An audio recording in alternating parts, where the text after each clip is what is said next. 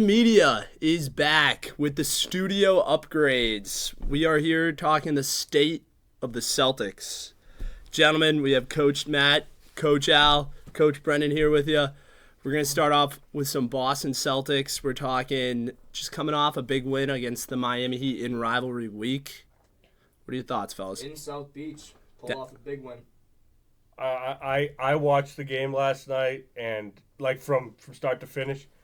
And boy, the Miami Heat looked outmatched. I mean, I thought this was a team that was honestly like the Celtics kryptonite. Yeah. Like they're tougher than them. That's what I always hear Felger say that, oh, Jimmy Butler. You wanted Jimmy Butler on your team instead of a Jason Tatum. Well, that proved all those people wrong. I mean, Jimmy Butler looked like a little kid last night compared to Jason Tatum. We shut him down. Oh, definitely. I think the big reason that they went out to go get Terry Rozier. They shipped the corpse of Kyle Lowry out, bring in a Terry Rozier who grew up in Boston as a Celtics player. Scary Terry. They brought him in to take down Boston. Like, they're planning to have him go to TD Garden in the playoffs and shoot the lights out. He'll be playing in front of his old home crowd. It'll be interesting. I heard Reggie Miller mention, though, and I didn't even think about it. They were small before, because Kyle Lowry's a smaller guard. Terry Rozier's also a smaller guard. Yeah. So they look small out there. I mean, Jimmy Butler and Bam Adebayo have to provide a lot of size there. Because, I mean, your starting lineup is Hero, Rozier, Jimmy Butler, insert name here, and then Bam Adebayo. Yeah. I mean, that's a small lineup. Bam Adebayo was a small center to begin with. So they need some size. Definitely. My big question is, like, they let their guys that killed us, they let them walk last year. I think it was Max Strus and Gabe Vincent, or one of them is out. So they kind of feel a little bit like the Patriots, where they are cutting payroll and they're building kind of like a gritty team in there, but not as bad as the Patriots. But, you know, I think Miami, somehow they're always in it. It's just their coach. They have probably the best coach in the league right now in Spo. He just signed. Yeah, they gave him a huge contract, I think. After his divorce. Good for him. Yeah. In the offseason. Oh, definitely. Guy deserves it. Last year, I feel like when it comes to the Celtics, a good coach can neutralize Jaylen Brown and make him useless. Oh, yeah. I saw that with Malone. This is the big game that we're going to talk about, was the Nuggets and the Celtics, where the Celtics lost their first home game, sadly. But Malone is one. Pop doesn't really have the talent, but he's still really good, I'd say. And then Eric Spoelstra is deadly. What about, do you think Doc Rivers now? Do you think he has the... That was a weird... That's a huge thing. Yeah, that was a weird, whole week. They had a coach for 1 year that was basically being mentored by Doc Rivers, and then they dropped the coach and just pick up Doc. Like, what? He coached for 45 games. They didn't give him a chance. They have the second best record in the NBA. Yeah. But what they do is they give up 130 points a night. Yeah. You know? They can't defend. They cannot defend. But that's also the Damian Lillard effect. You get more offense but less defense. You had Drew Holiday last year, defensive guy, and now you're trading it for Dame Lillard, shot chucker, smaller guard. Great scorer, but not good defensively. I feel like Giannis becoming more and more Americanized is hurting the team. They got bounced in the first round. Giannis was hurt. The head coach of the Milwaukee Bucks, Budenholzer, his brother died like the week before. He gets fired. Like, of course he's not going to coach his A game. You know, like, you're going through it. That's messed up. You know? Then he gets kicked to the curb. Instead of Giannis Antetokounmpo saying, you know, I got hurt, and, like, our coach is going through it. It was unfortunate. Instead of, like, taking some ownership, he's like, we're done with our championship coach that took us over Chris Paul and Devin Booker and the Phoenix Suns. They kick him to the curb. They bring in this new kid, offensive mind, to pair with Dame Lillard, and And the big thing is Dame Lillard isn't running the offense there, which is the problem. Damian Lillard should be like the floor general, running the show, get Giannis in space. You know, right now Giannis is bringing it up. He's trying to be the engine for the offense like he used to be. But now you have Dame Lillard. He should be running it. He needs to get his attempts up to get his percentages up. You know, he's a catch and shoot player for that team. You have Chris Middleton as a max player. You have Chris Middleton too. Yeah. I mean, he's not even really being involved in the offense, and he's not being used as a shooter anymore. Yeah. So I think with Doc Rivers being the new hire there, they actually get less scary. I think Doc Rivers is good at managing personalities, but at the end of the day, he had the big three in Boston in 2008 through like 2012-ish. He left for the rebuild, but they should have won more than one championship. At least two. You had Kevin Garnett in his prime, one of the best players of all time. Yeah. You had Rajon Rondo, Ray Allen, Paul Pierce. I just said it myself that he's good at managing personalities, but there was a rift between Rondo and Allen. Yeah. And it was terrible. And Doc Rivers couldn't fix that. It still isn't healed today. Yeah, you had like one of the best teams ever assembled, and you got one ring out of it, and then you have 8 series upsets where you were up 3-2 or 3-1. It's 6 total for 3-1 leads that he blew. Mm-hmm. It's like 8 or 10 for 3-2 leads that he blew. It's just one of the most overrated coaches of all time. I'd have to agree, yeah. I mean, it's going to be interesting seeing him gel those personalities, but I feel like there must have been a rift between Adrian Griffin and Dame or Giannis. Yeah. So that must have been it. Let's see if Doc Rivers can repair that relationship.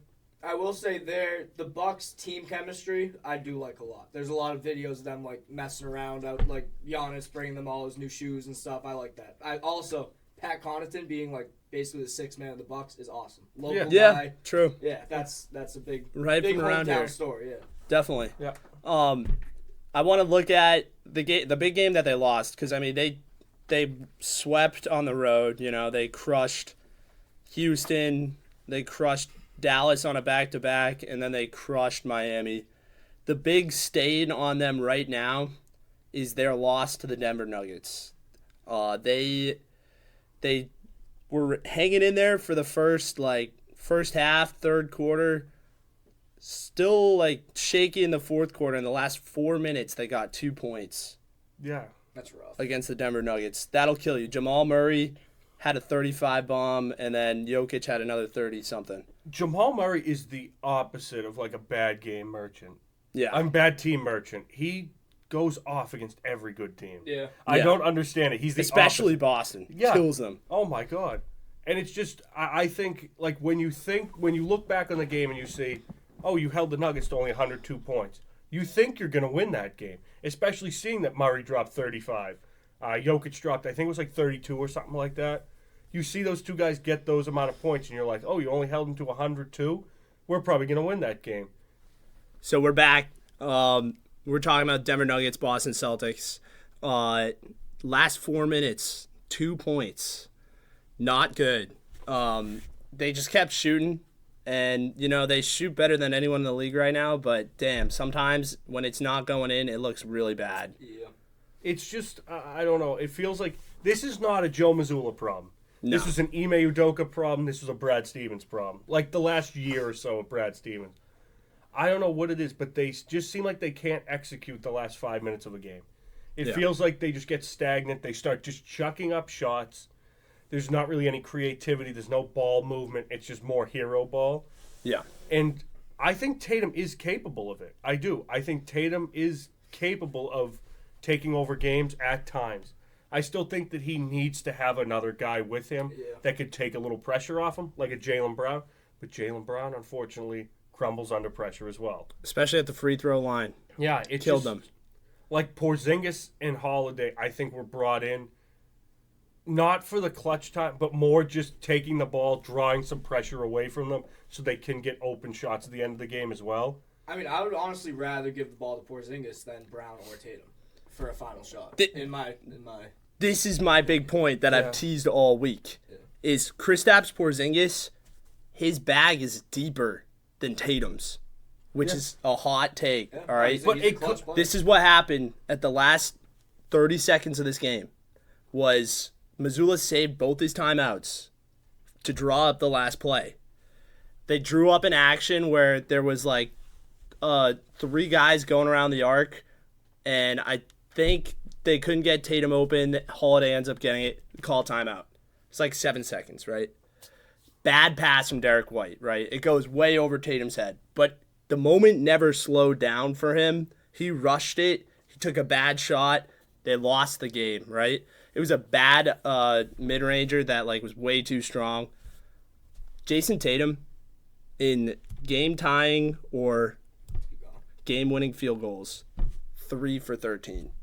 Yeah, I would believe that stat. 13 games that were lost. I think them playing the Heat and shutting down Butler and Tatum having a good game has shown he's grown since last year. I think it was a different story last year, Butler versus Tatum, and the argument was there, who would you rather have? I think this year Tatum has shown that he's improved, but he still does not have that clutch factor. I don't trust him with the ball in his hand with the last shot. I think it shows up in spurts. I just think the consistency is never there. That's it's never been there. Yeah, it's always been. It's never been there. When it looks good, it looks amazing. Yeah. But at this point in time, I like Porzingis taking the last shot. I think he can shoot it from anywhere, and he's just so the game is so much slower for him where he just goes into his bag. He's just going to like post you up, go for a fader like right above you. I like Porzingis taking the last shot, which is coming from a huge Tatum guy. I just think it's never a bad problem to have when you have 2 or even 3 guys who could take the last shot.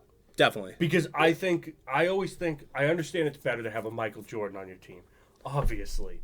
But it's never a bad thing to have 2 or 3 guys who could step up in that case and just absolutely dominate the end of a game. Because if Porzingis has a hot hand, I feel like he should get it. Yeah. Tatum, the same thing. Brown, less so, but... Yeah, he's more of like out the gates. Yeah. Really, really strong. You want to feed him early. But I think he got like 15 first half points. Yeah. And then he just got 3. Yeah, he'll fall off a cliff, but in the beginning he will go crazy. Yeah, but he builds leads for you, which is perfect. Yeah, because they're a little bit like San Francisco where they love to play it from ahead. Oh, yeah. You know? I think what we saw in the Nuggets game will be the finals. I think it'll be Nuggets Celtics. I don't see the Nuggets putting up with the Celtics for 4 games. I don't see any team in this league being able to beat them 4 games in a row. Not 4 in a row, but 4 in a series. The only team that I think would really give them trouble, and I watched them for the first time this year, is the Clippers. Really? I think the Clippers, if Kawhi Leonard and Paul George are healthy and on their game, Leonard's so nasty. good defensively, he can lock down Tatum. And Tatum's going to get frustrated. I know he will. We've seen it with Wiggins. And then Paul George, 2-way superstar, I would say, this year, playing against Jaylen Brown. Jaylen Brown, he's going to force him left every time. He's going to fumble. He's going to get rid of the ball. The guy who's going to have to determine it is Porzingis. Because I don't think there's a guy in the league who can defend Porzingis. Maybe Victor Wembanyama, but that's not going to be a factor. Just because the height. He won't be there. So, see Embiid yeah.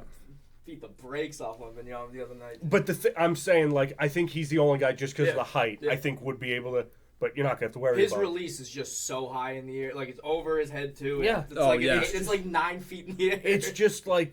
No, he's nasty. Yeah. He's But I think it's a nasty. I think it's Nuggets or Clippers. Nobody else could even, I think, win 2 games in a series against them.